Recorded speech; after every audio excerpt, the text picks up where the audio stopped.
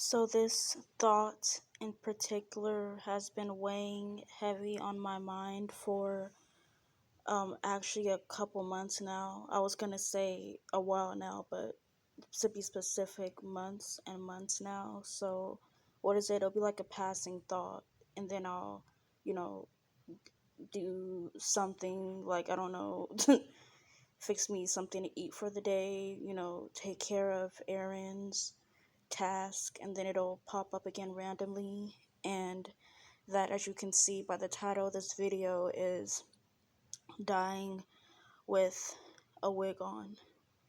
So it's funny that I'm glad I'm not the only one who thinks like this, or whoever thought about it.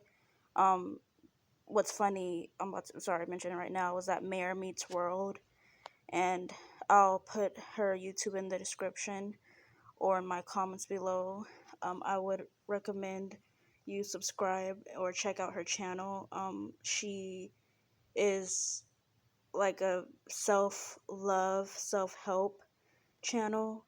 Um, like, she's very good at, if you're trying to improve, um, as far as your, what you call it, if you're trying to improve your insecurity, anything you're insecure about, um, I would recommend her channel because she's very good at talking about and navigating ways, specifically on how to embrace your natural hair.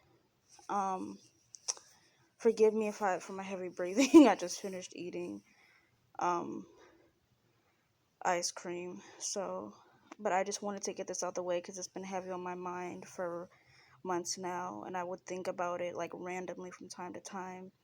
Um, so yeah, it's just really sad because we don't think about, we can die at any moment, in any given second. And the thought to me of, and I'm sure many others too, like, you don't, like, obviously, if you really think about anything, that's sad and disheartening for like more than 5 minutes, then it's gonna be even sadder. So, like, we even have to even think about it for like 5 seconds to just the thought of dying with someone else's head on your hair. And again, I'm not talking, this is about, it's not about people who suffer from alopecia and, things like that, um, and wear a wig. Well, actually, I'm sorry, so if you suffer from alopecia, like, it's, that's understandable to wear a wig, but no matter if you have that or whatever you have, that may cause hair loss. The point of this video is that it's sad to be having on another female's texture of hair on your head. Because again, you have to think about, you can die at any given moment or second. And I don't mean to seem morbid, and it's actually not being morbid. Like, a lot of uh shit that people, what is it, like to label as being negative, or like overthinking or being dramatic. Like, okay, yeah, it may be negative, but it's also just facts. It's just the fact or the truth of the matter. And in this case, which is that not only is it sad to like see women parading around with another race's hair texture on their head, because that is subconsciously saying, like, even though we've been, ingrained for centuries through advertising, whether it be via like billboards, so as you're going on about your daily life and you're just walking, to work or driving to work, you see billboards with um Eurocentric beauty on them. Like, we've seen, like, now they're starting to have more, black owned brands and hair care lines, but it's still the majority Eurocentric. um Excuse my phone, I thought I had on do not disturb. Specifically, everywhere you go, like, you see Eurocentric beauty everywhere. Again, and to elaborate, like, Eurocentric billboards, meaning white women or Hispanic or Brazilian women hair, being promoted on, like I said, billboards. um in stores. It's like mainly of women with those hair textures. Like, so basically, you don't see African American or coarse hair promoted as much.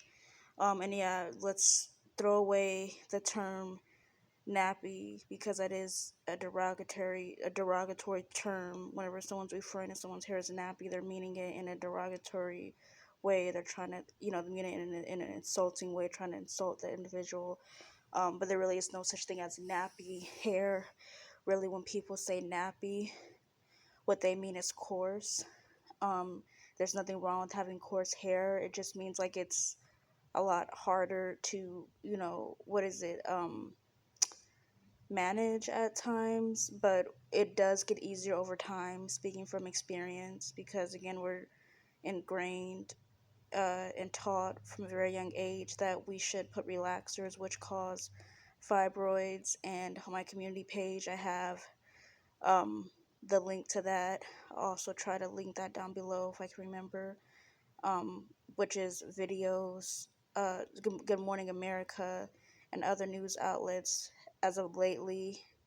I don't know, maybe because the topic of natural hair is becoming popular again. I think that's why I randomly seen two news outlets a couple weeks ago pop up, like from two different news outlets, talk about chemicals in relaxers linked to fibroids and cancer.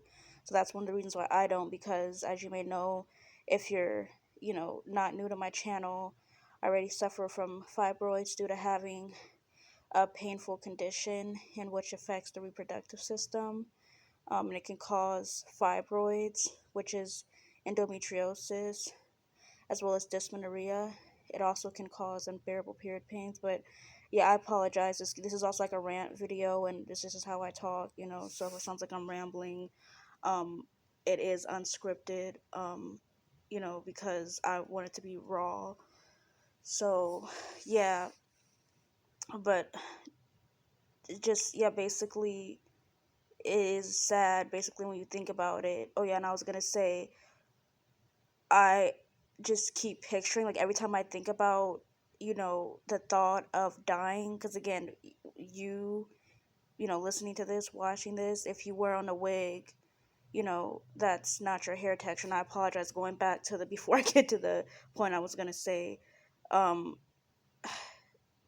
women that suffer with alopecia, like they should also wear wigs that are, if they're a black woman, obviously, that are that match their natural hair texture. Of course, they don't have to, but again, when you're wearing someone else's hair texture on your head, it's just sad, just the thought of it, because it is like saying, that something is wrong with, 4C hair, with the hair that grows out of your scalp, and nothing is wrong with it.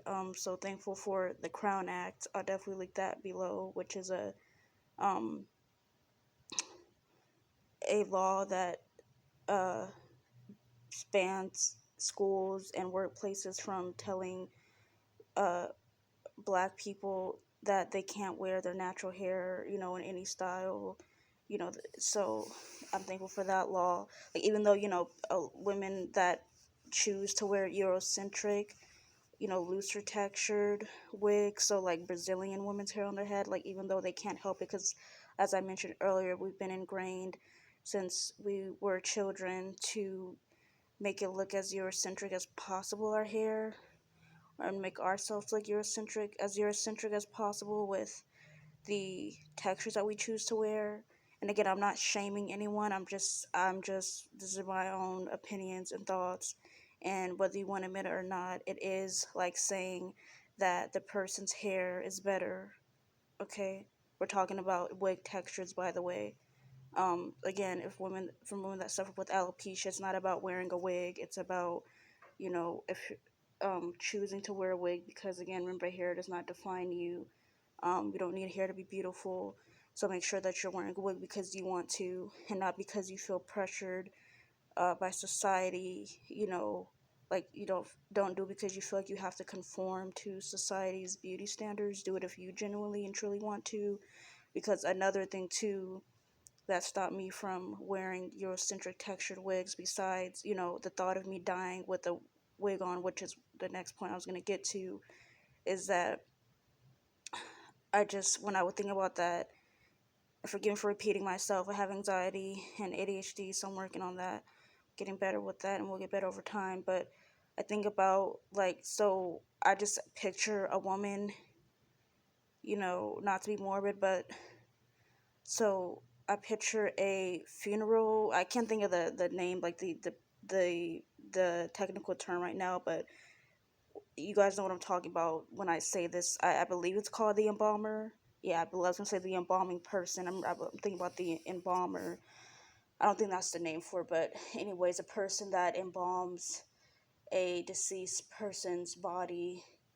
I know for a fact by reading certain books, because the type of books that I like to read are like crime books, so they involve, sadly, like uh, people getting shot and whatnot, and then and funerals and all that. So, and YouTube videos that I've watched, because I just find it fascinating to learn about how the body is embalmed and what goes on during the embalming process and all that. So yeah, they have to take off any rings and whatnot. If they have to take off rings and you know any any type of body decor that the person has on and shoes and all that before they embalm someone's body and cremate someone's body, slash bury someone's body, then of course you're gonna have to take off the person's wig. um they might not, because I don't know, maybe like some people